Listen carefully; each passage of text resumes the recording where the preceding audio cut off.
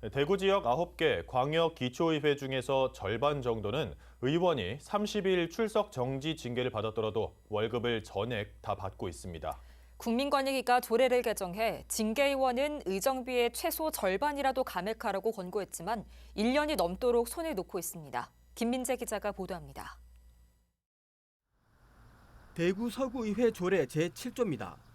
비리 혐의 등으로 구금됐을 때뿐만 아니라 출석 정지 징계를 받았을 경우에도 의정활동비와 월정수당 그리고 여비까지 모든 의정비를 지급하지 않는다고 나와 있습니다.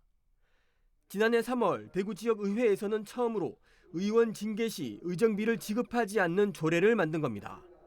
지난해 3월 출석 정지 등 징계의원에게 의정비를 전액 지급하지 않는 내용으로 지역에서 가장 먼저 조례를 개정했습니다.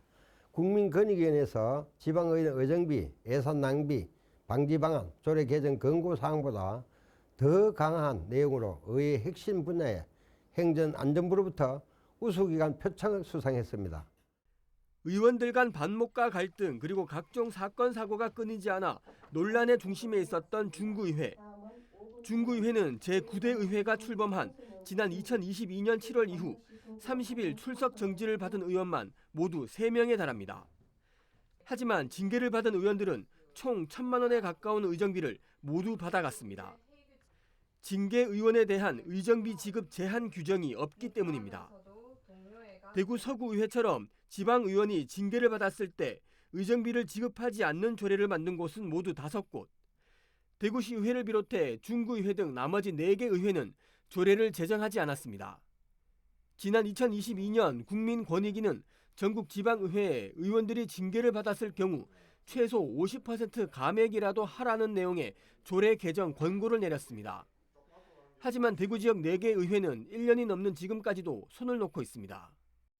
출석 정지를 받았을 때 그리고 이제 의정 활동이 약간 정지가 될 텐데요. 이런 상황에서도 불구하고 의원들에게 월급이 나가게 된다면 사실상 그냥 월급 받고 휴가를 다녀오는 게 아닌가, 징계를 받고 문제가 있었던 의원인데 이런 의원들에게는 이제 의정 활동비 지급하는 게 아니라 이제 의정 활동비도 지급하지 않고 좀 근신하는 기간에 징계를 받아도 월급은 그대로 받아가는 대구 일부 의회. 자기 일속만 챙긴다는 비판을 피하기는 어려워 보입니다. BTV 뉴스 김민재입니다.